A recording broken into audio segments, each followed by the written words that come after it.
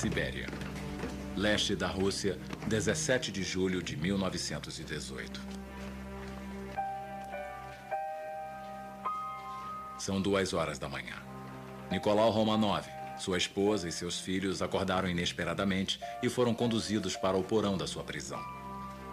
Eles ficaram presos aqui por 3 meses pelo regime bolchevique. Os guardas pediram a eles para posarem para uma foto, um retrato da família, para mostrar ao mundo que eles estavam passando bem. Nicolau estava perplexo. Ele não fazia ideia do que estava acontecendo.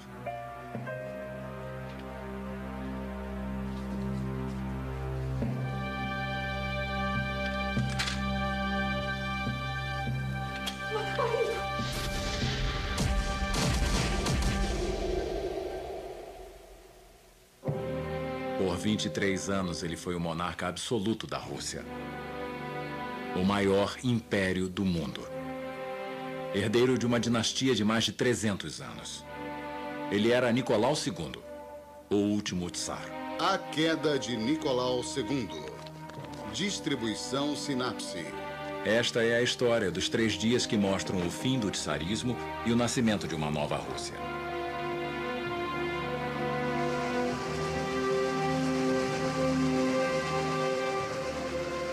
A contagem regressiva da queda e execução de Nicolau Romanov começa em 28 de fevereiro de 1917, o primeiro dia da jornada do trem imperial que mudou o curso da história da gelada e vazia Rússia. Durante 3 dias desesperadores, o trem imperial tentou correr mais rápido que a revolução.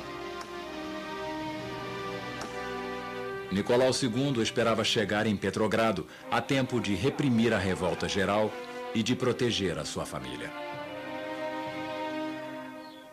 3 dias depois, ele desceria do trono para se tornar um cidadão qualquer. Um homem na fila da morte. Enfraquecido pelos eventos de fevereiro de 1917, o tsar e sua família vão viver o suficiente para verem os bolcheviques invadirem o Palácio de Inverno e tomarem o poder na Revolução de Outubro.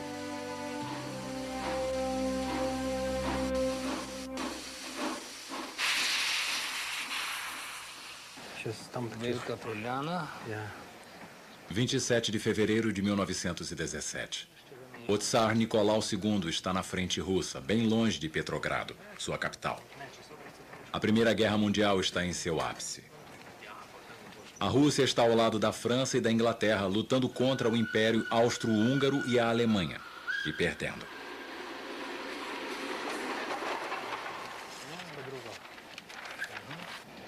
Ao anoitecer, ele recebe uma mensagem.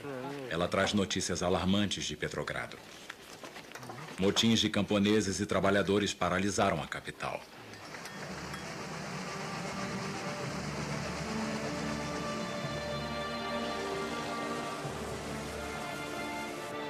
O descontentamento popular estava sendo produzido na capital russa durante meses. Agora a situação era crítica. Milhões de soldados estavam no motim, e os ânimos eram decididamente revolucionários. O que precisamos entender é que Nicolau II recebia suaves notícias sobre os motins. Ele era alimentado por notícias enganosas sobre a situação, que era a da catástrofe de 27 de fevereiro. Havia um motim na capital, mas ele via isso apenas como pequenos distúrbios.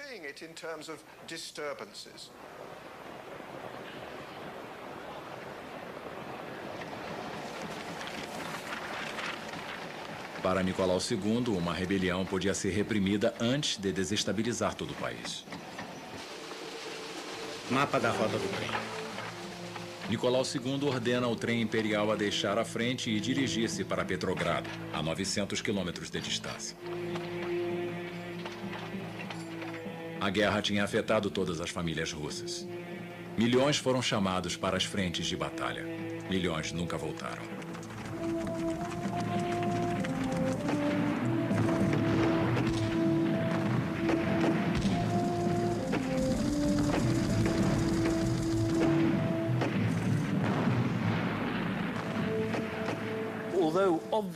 Embora a guerra fosse um desastre, com as vítimas sofrendo tremendamente, O que derrubou o regime foi mais o impacto da guerra nos lares russos, na economia, no abastecimento de Petrogrado, do que, de fato, as atividades militares na linha de frente.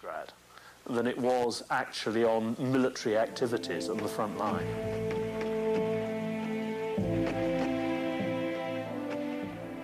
Nicolau já tinha arrastado a Rússia nessa aventura militar 3 anos antes. Ele estava evitando ao máximo guerrear contra seu primo, Kaiser Wilhelm. Mas o expansionismo austríaco e alemão nos Balcãs não podia mais ser tolerado.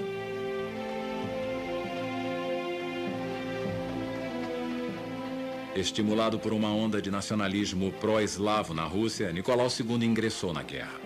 Ele esperava lutar apenas por alguns meses. 3 anos depois, 6 milhões de russos morreram.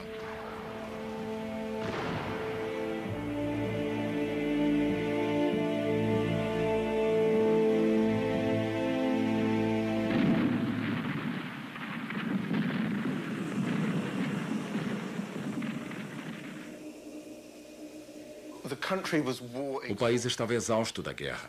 Não é por acaso que a revolução surgiu no final do 3º inverno de guerra. Ela nasceu do frio, da fome e do desejo dos soldados de não lutarem mais.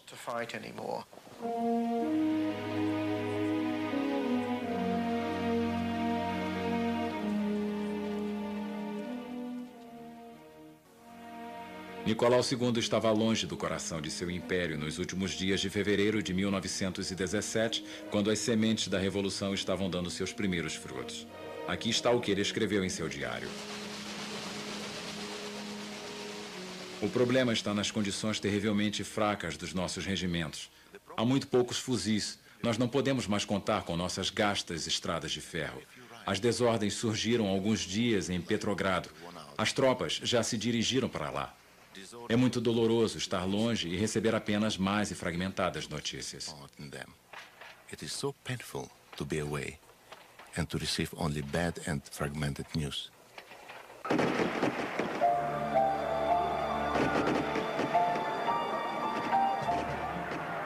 Em 25 de fevereiro, 3 dias antes de Nicolau II iniciar sua viagem, o que tinha começado como protestos pacíficos havia se transformado em desordens e saques.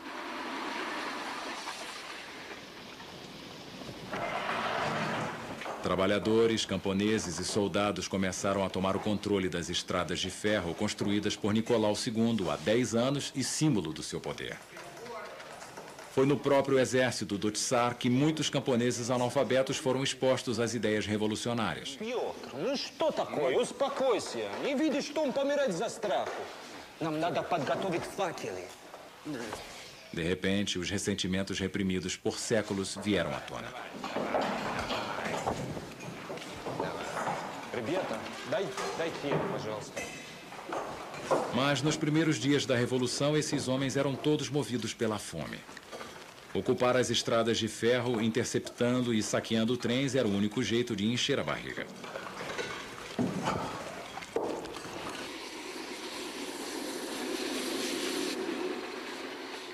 Nicolau II não tinha nenhuma informação confiável sobre sua família e tinha um bom motivo para temer pela segurança deles. A Tsarina se tornou um alvo de ressentimento popular. A apenas 50 quilômetros da espalhada violência da capital, a família Romanov se prepara para mais uma noite de incerteza em seu palácio de campanha, Tsarskoye Selo.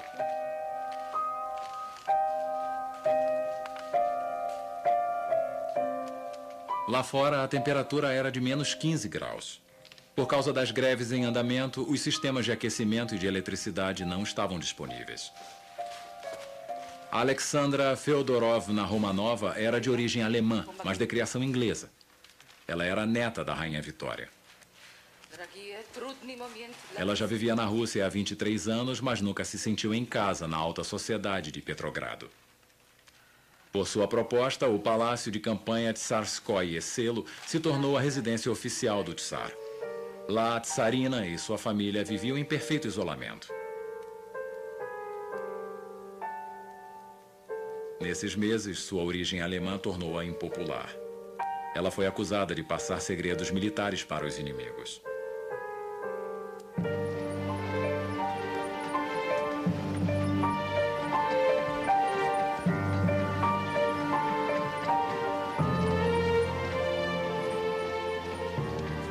da guerra e desses dias de conflito, Alexandra era o suporte de Nicolau II.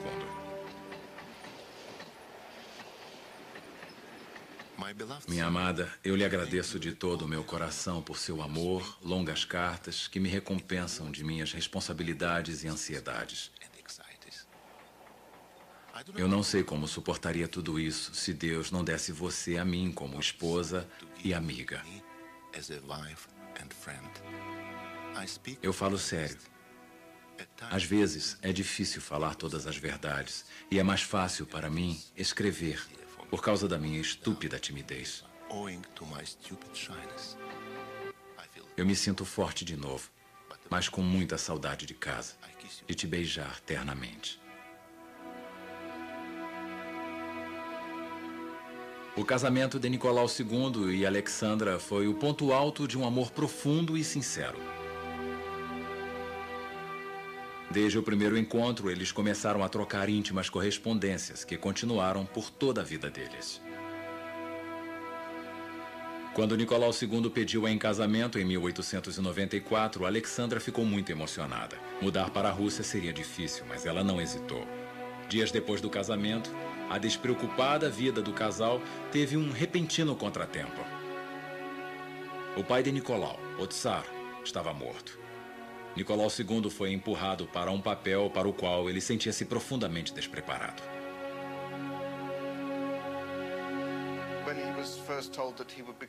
Quando disseram que ele iria ser o Tsar, ele começou a chorar dizendo: "Eu não sei como ser um Tsar." E realmente ele nunca aprendeu. Mas o que faria alguém aprender a ser um Tsar? Você deve ter isso no seu íntimo, e Nicolau, com 26 anos, não tinha ideia desse processo, de que a política interna era necessária para uma vasta, complexa e fragmentada sociedade. Complex and indeed highly fragmented society.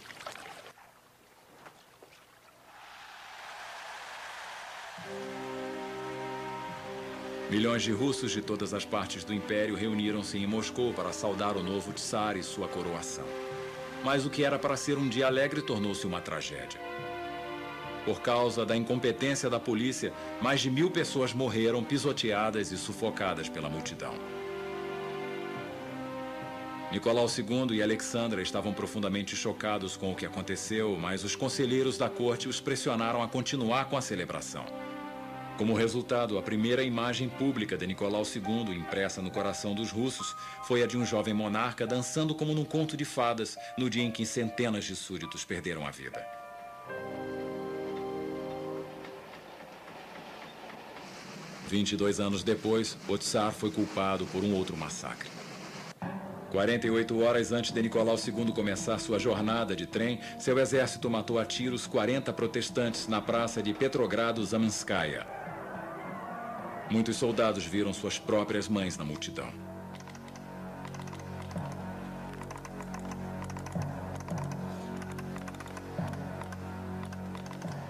As notícias divulgadas via telégrafo aumentaram imediatamente o número de regimentos militares rebelados. Преображенский. Все войска, принявшие участие... De um em um, os regimentos estratégicos aderiram à revolução, dividindo suas armas com os trabalhadores em greve. O poder da monarquia nunca esteve tão baixo.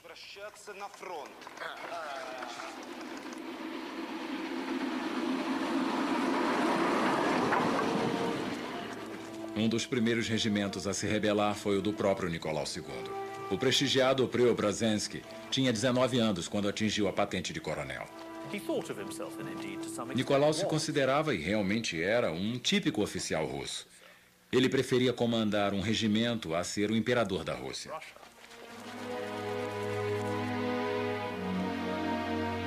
A situação exigia mãos de ferro, mas lá no fundo, Nicolau era um homem gentil. Um típico membro da comunidade de aristocratas que devotavam sua elegante e despreocupada vida para dançar e navegar pelas partes mais agradáveis da Europa. Ele tinha laços de parentesco com muitas famílias reais, mas nenhuma experiência ou treinamento em governar.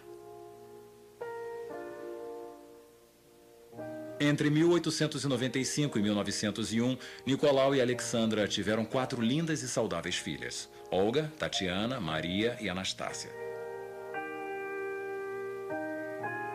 Mas nenhuma mulher poderia herdar o trono de acordo com as leis russas, e um herdeiro era ansiosamente aguardado.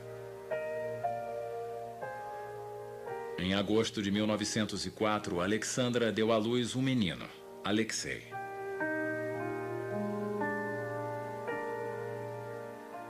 Mas o jovem herdeiro possuía uma doença incurável, hemofilia. Sua vida estava constantemente em perigo. Sua doença o impedia de fazer qualquer esforço. Nicolau II e Alexandra eram forçados a proibi-lo das mais inocentes brincadeiras.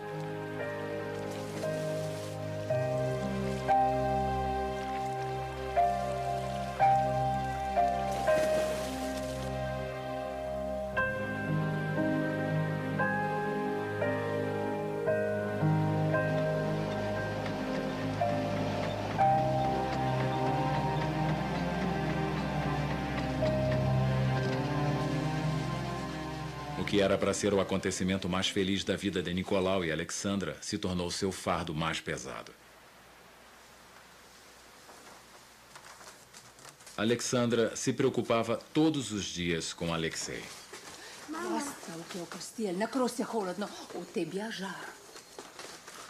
Desde quando ele nasceu, ela viveu em função das suas necessidades.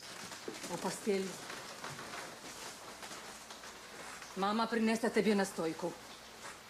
Ela se culpava pela hemofilia de seu filho, que é passada através da linhagem feminina, mas que afetou apenas o menino. A madeira descoberta era um inimigo letal para Alexei. O mais imperceptível choque ou corte provocava dor e hemorragia.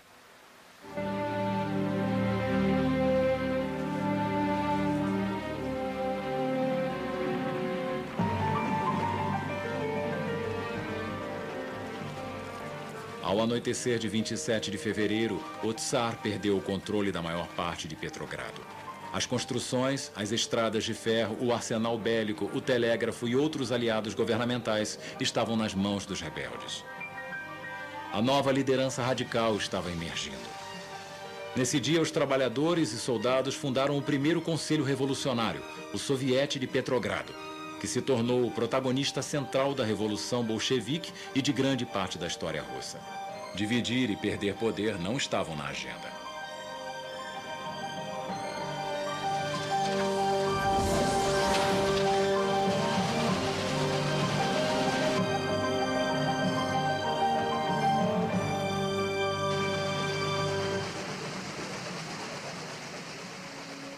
Nicolau não era capaz de compreender o que estava acontecendo na Rússia.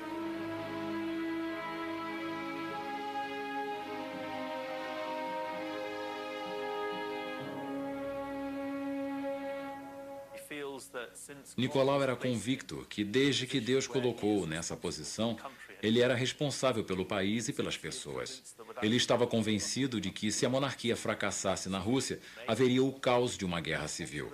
Impedir isso era sua responsabilidade. Ele deveria cumpri-la. No seu juramento de coroação, ele prometeu defender os princípios da autocracia, o que era completamente incompatível com uma Constituição. Isso era algo que ele considerava um pecado, fazer uma Constituição.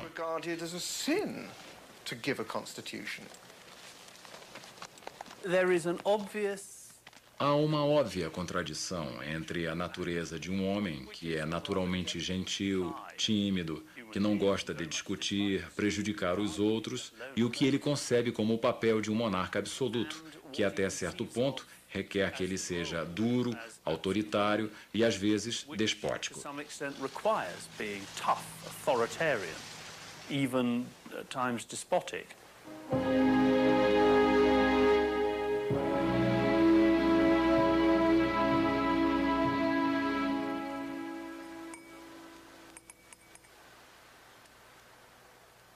Eis o teor de uma carta escrita por Alexandra, tentando levantar o ânimo de seu marido.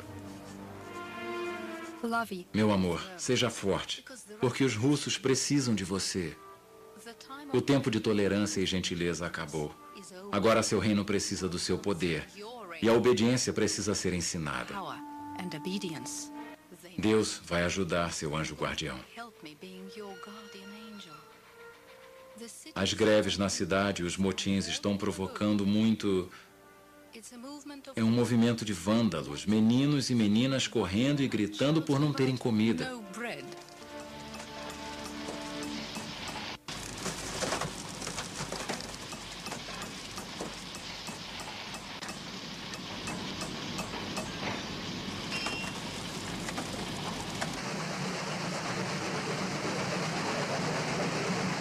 Depois de ter viajado a todo vapor durante 26 horas, o trem imperial parou no meio do nada, na pequena estação de Malaya Vishera, a menos de 200 quilômetros de Petrogrado.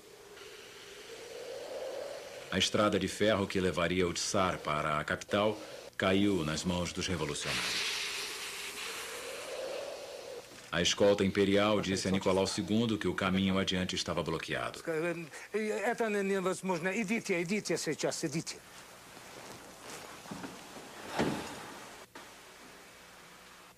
O Tsar deu-se conta de que não poderia mais viajar livremente em seu próprio país. Mapa da rota do trem. Ele ordenou que o trem fosse em uma nova direção a Pskov, sede dos quartéis do exército russo do norte. Durante a noite, nós voltamos para Malaya Vishera, porque as estradas de ferro pareciam ocupadas pelos rebeldes. Vergonha e desgraça. Fracassei em chegar ao Tsarskoye Selo, mas meus pensamentos e sentimentos estão todos lá. Como deve ser duro para a pobre Alexandra passar por todos esses acontecimentos sozinha. Que o Senhor nos ajude.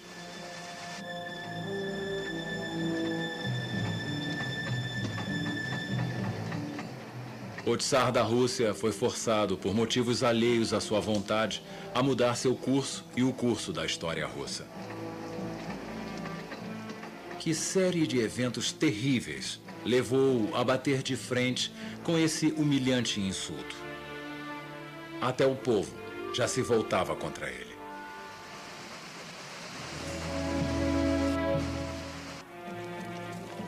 O império de Nicolau II estava em franca decadência. A guerra debelava cada vez mais as reservas de uma Rússia miserável. Petrogrado já estava em franca rebelião. O país já dava sinais de se rebelar alguns anos antes, quando as expansões ambiciosas de Nicolau II no leste da Ásia provocaram uma guerra desastrosa contra o Japão.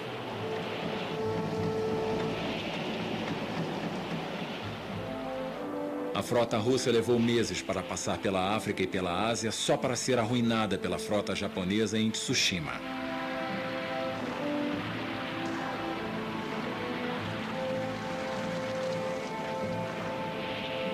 Uma derrota humilhante que chocou a Rússia e o mundo inteiro.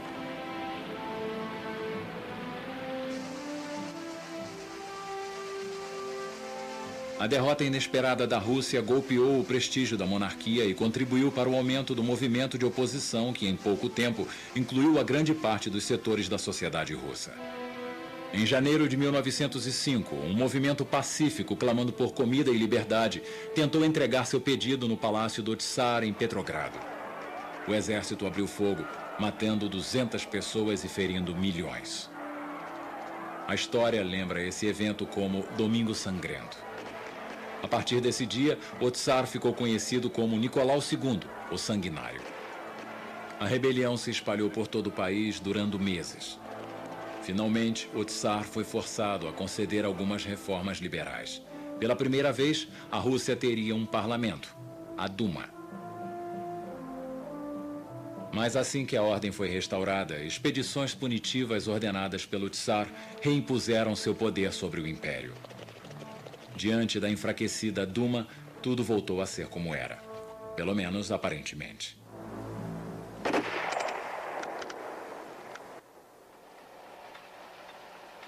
Doze anos depois, Nicolau II deu-se conta de que seria muito mais difícil reprimir a rebelião.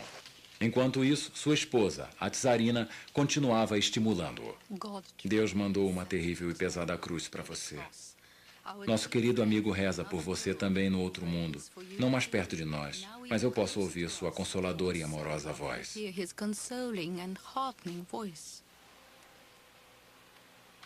O falecido querido amigo de Alexandra e Nicolau é mais conhecido como Grigori Rasputin, um fazendeiro siberiano semi-analfabeto que influenciava os Romanovs, enchendo as páginas de escândalo do dia.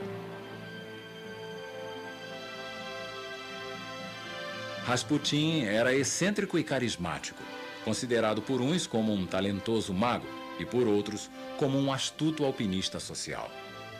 Sua misteriosa habilidade em aliviar o sofrimento do jovem Alexei convenceu a czarina de que ele era um enviado de Deus. Nós também podemos perceber que a crise da monarquia também se deve às notícias espalhadas sobre Rasputin. Sua influência sobre a família provavelmente não era boa. O problema de Rasputin era o efeito desses rumores sobre sua tendência homossexual e sua influência na corte, que diminuiu a credibilidade da monarquia. In terms of the public perception of the monarchy. A violenta morte de Rasputin 2 meses mais cedo apenas intensificou a devoção da czarina. Mas orações pouco aliviavam o sofrimento e o isolamento do czar. Nicolau II estava em Pskov, na frente russa do norte, para reunir-se com seus generais e planejar uma repressão efetiva. Nicolau II era um patriota e um conservador. Para ele, o exército era a absoluta personificação da Rússia. O único grupo de pessoas a alcançar tamanho grau de confiança eram, de fato, os oficiais militares. Em Pskov, pela primeira vez, Nicolau II percebeu um sentimento de represália e vergonha entre seus oficiais.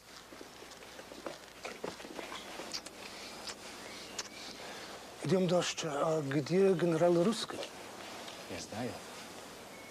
Nicolau II notou que o general Rudski, o comandante da Frente do Norte, não estava entre os homens que foram encontrá-lo. Rudski era o general mais antigo de Pskov. Sua ausência era uma assombrosa falha no regimento militar.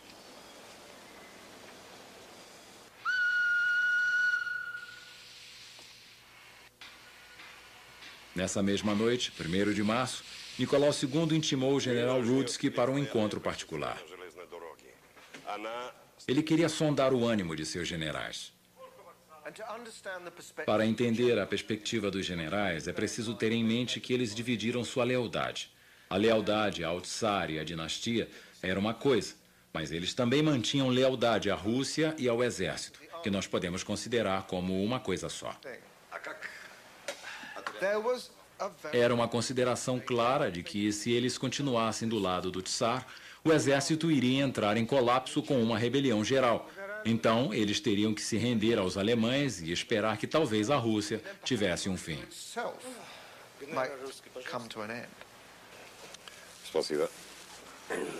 O general Rudski estava extremamente preocupado.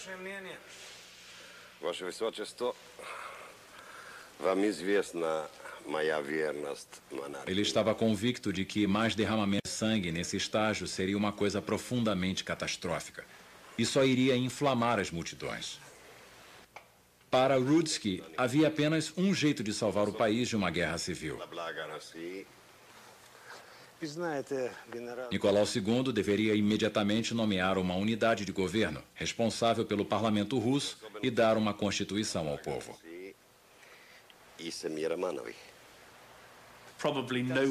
Provavelmente ninguém nunca tinha falado com Nicolau do jeito que Rudski falou em Pskov. E, sem dúvida, isso foi um choque para ele. Rudski lidava com o crescente medo de que, se houvesse uma tentativa de reimpor o czarismo à força em Petrogrado, o exército iria se romper e a disciplina seria quebrada.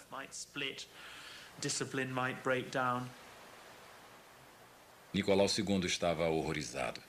Ele não acreditava e nem confiava nos políticos da Duma e estava convencido de que a Constituição só iria trazer desastres. Mas, nessa mesma noite, 1º de março, Nicolau descobriu que a visão do general Rudski era compartilhada pela maioria de seus generais.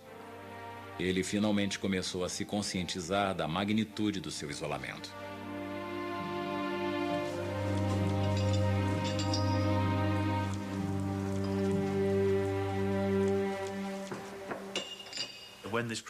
Quando a crise começou, ele achou que poderia controlar a situação.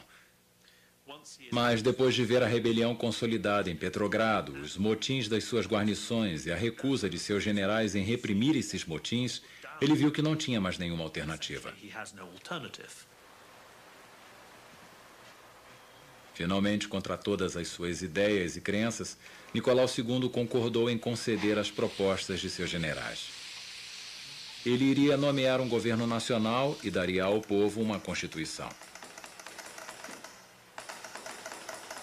Por telégrafo, o general Rudski comunicou imediatamente a decisão do Tsar a Mikhail Rodzianko, presidente da Duma, o filho de um rico proprietário de terras que tornou-se político. Sua Majestade, o Tsar Nicolau II Romanov, consentiu com a criação de um conselho de ministros responsável pela Duma.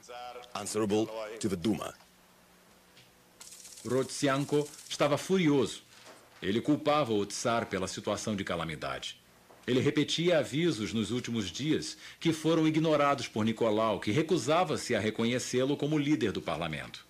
O Tsar estava acostumado a lidar com seus generais sem a mediação da Duma. No ponto de vista de Rodzianko, a arrogância do Tsar custaria sua coroa. É evidente que o Tsar não tem consciência do que está acontecendo aqui. Uma terrível revolução começou e não vai ser fácil acalmá-la. As tropas não estão apenas se recusando a obedecer, como também começaram a matar seus oficiais. Essa amotinação acontecia em enormes aparelhos, que eram uma espécie de sistema telegráfico primitivo, e a partir disso ficou claro que só a abdicação de Nicolau II iria satisfazer as multidões nas ruas.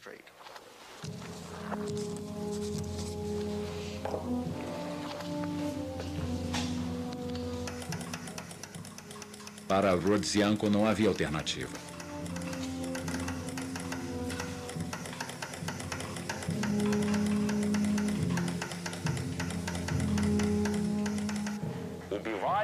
Abdicação em nome do filho Alexei, com a regência do irmão do Tsar, Mikhail Alexandrovich. Um ponto importante sobre revolução é que as coisas mudam muito rápido. O que parecia ser um compromisso possível na terça-feira era um sonho impossível na quinta. Inicialmente, a maioria dos líderes da Duma queriam que Nicolau II se comprometesse a criar um governo que teria o suporte majoritário da Duma. Mas com a revolta em Petrogrado e o Comitê Soviético entrando em funcionamento, eles acreditavam que não havia mais tempo e que só a abdicação de Nicolau II manteria as multidões em ordem.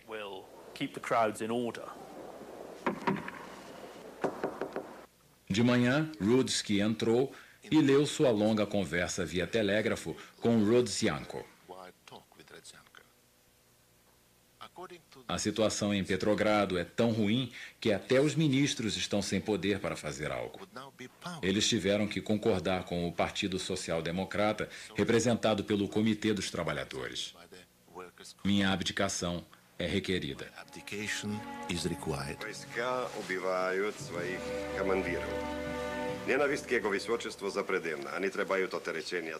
Incrédulo, Nicolau II queria inspecionar seus comandantes mais antigos do exército antes de tomar uma decisão. Ele estava procurando por apoio, mas estava fadado a ficar severamente decepcionado. Depois de 2 horas, as respostas de seus generais chegaram via telégrafo. Eles eram unânimes. Ele deveria abdicar. Os generais, mais do que ninguém, pensavam em si como generais russos lutando em uma guerra. Se a monarquia servisse a causa da Rússia em vencer a guerra, eles iriam apoiá-la. Mas em fevereiro de 1917, a maioria deles já tinha perdido a confiança em Nicolau II e na sua habilidade em conduzir a Rússia à vitória. Se eles tivessem que escolher entre Nicolau II e a guerra e o que concebem como Rússia, eles escolheriam a Rússia indubitavelmente. Era um grande baque para Nicolau ver que até seus generais queriam que ele abdicasse. Agora seu isolamento estava completo.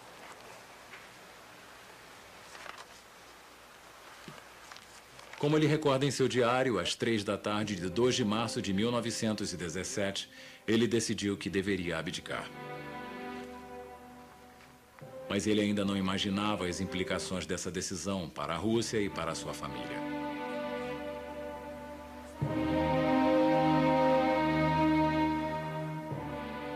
Ele, que momentos antes podia decidir o destino de 160 milhões de russos e reinava sobre o maior império do mundo, agora era um cidadão comum, prestes a ser exilado.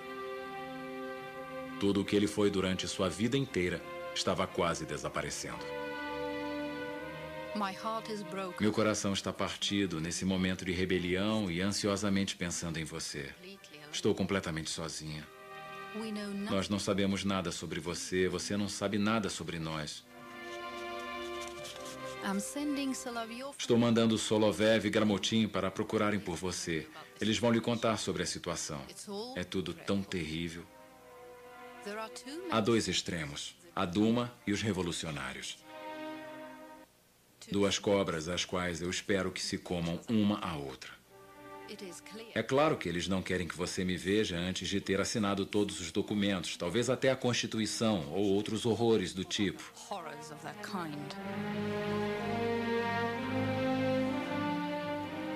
No trem imperial, Nicolau II está aguardando os emissários do parlamento russo.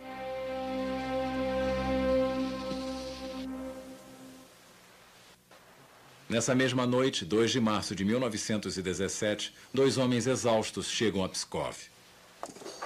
São eles Vassily Shulgin e Alexander Gushkov, emissários do parlamento russo.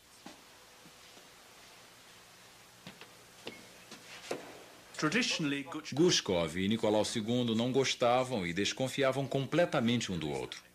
Então há um elemento extra de tensão, porque quem foi entregar o pedido de abdicação foi o próprio Gushkov, que era a favor da monarquia.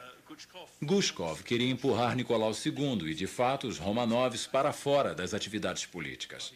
Mas ele preferia conservar a monarquia como um símbolo de ordem e legitimidade na Rússia. Muitos desses líderes políticos da Duma tinham medo de revoluções sociais em grande escala.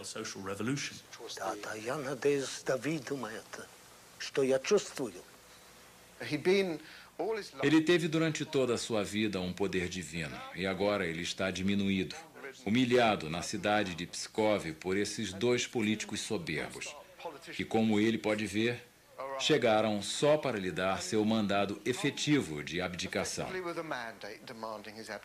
Isso era uma profunda humilhação para ele.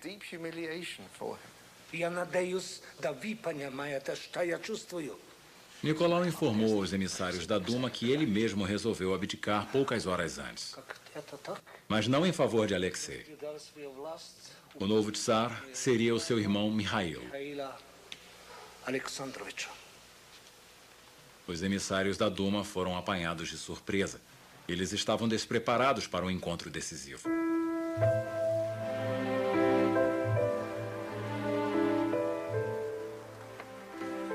Poucos acreditam que o destino de uma criança mudou o rumo do tsarismo. Poucos podem conhecer a identidade do homem que realmente forçou o tsar. Professor,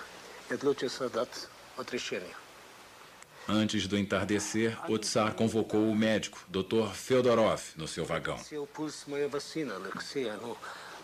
Era a única pessoa em quem ele sentia que ainda podia confiar a bordo do trem.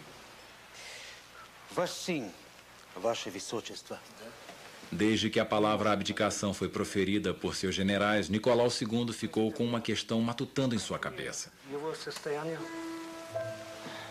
Ele sofria com a indagação que fazia a si mesmo sobre a saúde de seu filho. Скажите мне, как его болезнь? Ваше Высочество, гемофилия не позволит собой шутить. O Dr. Feodorov disse a ele que Alexei provavelmente iria chegar à idade adulta, mas sua vida sempre estaria à mercê de algum acidente. Ouvindo as palavras de Feodorov, Nicolau II começou a dar-se conta da amplitude de sua decisão. Se ele assinasse a abdicação em favor de seu filho, ele seria exilado e nunca mais iria vê-lo. A decisão estava tomada. Alexei nunca seria um tsar.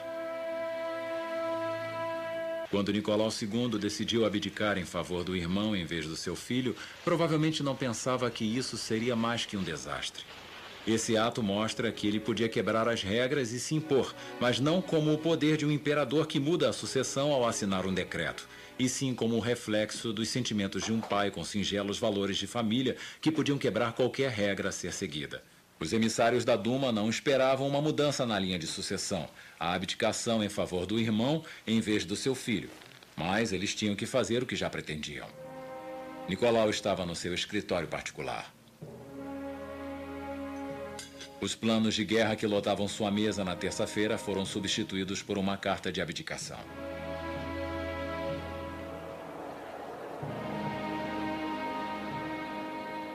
Depois de 300 anos de dominação, os Tsares chegavam ao fim.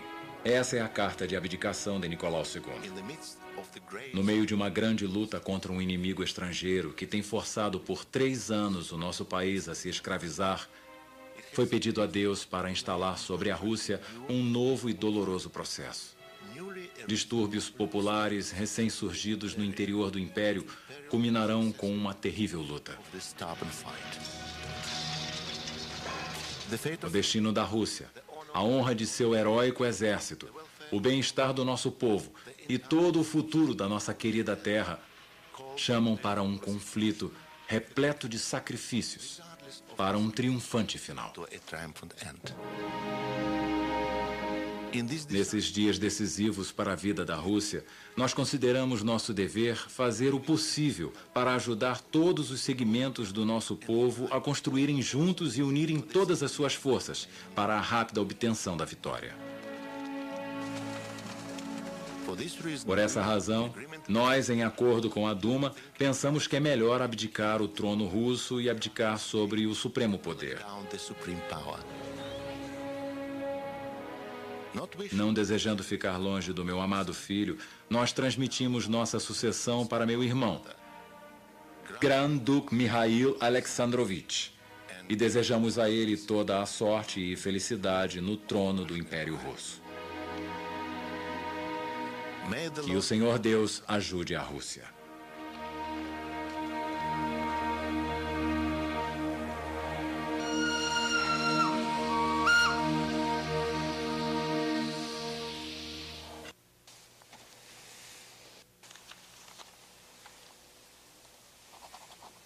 Pouco antes da meia-noite, Nicolau II pegou a caneta e leu o documento para assiná-lo. Mas o Tsar queria deixar sua marca em seu último ato oficial. Ele concluiu a assinatura às 3 da tarde, um pouco antes dos emissários voltarem.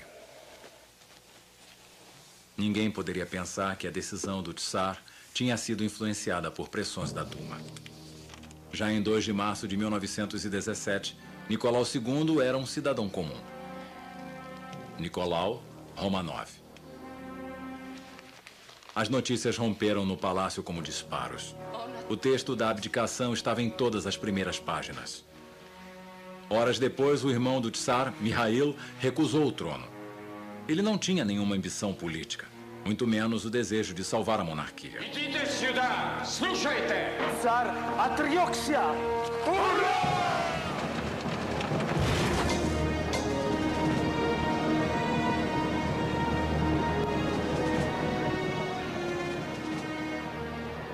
Por não comparecimento, depois de 3 séculos de domínio dos Romanovs, o tsarismo chegava ao fim. O fim da monarquia foi comemorado por todo o império. Enormes multidões reuniram-se em Petrogrado. Em apenas 3 dias, a poderosa dinastia desmoronou como um castelo de cartas. À 1 da manhã eu deixei Pskov com o coração pesado por causa de todas as coisas que carrego comigo. Tudo ao meu redor é traição, covardia e engano.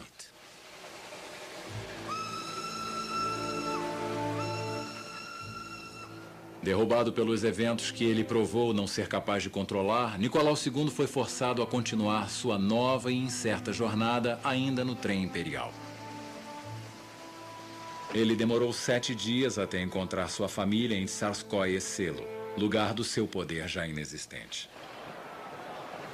Nos meses seguintes, a Rússia mergulhou em um banho de sangue. Uma guerra civil que mostrava a força radical triunfante, o poder bolchevique.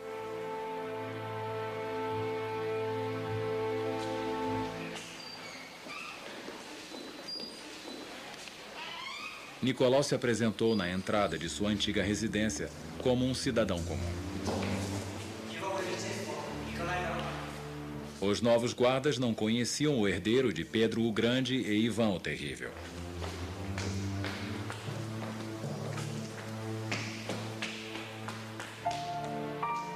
Depois de 300 anos de dominação total, a primeira família real entrava para os bastidores da história. Um país atrasado agora caminhava para a Idade Moderna.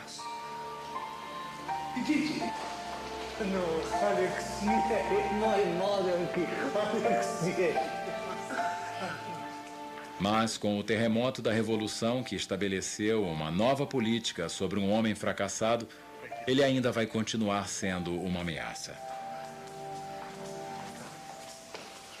Com 49 anos, o último czar da Rússia viveu apenas mais um ano. Só a morte iria deixar Nicolau livre de um poder que ele nunca desejou.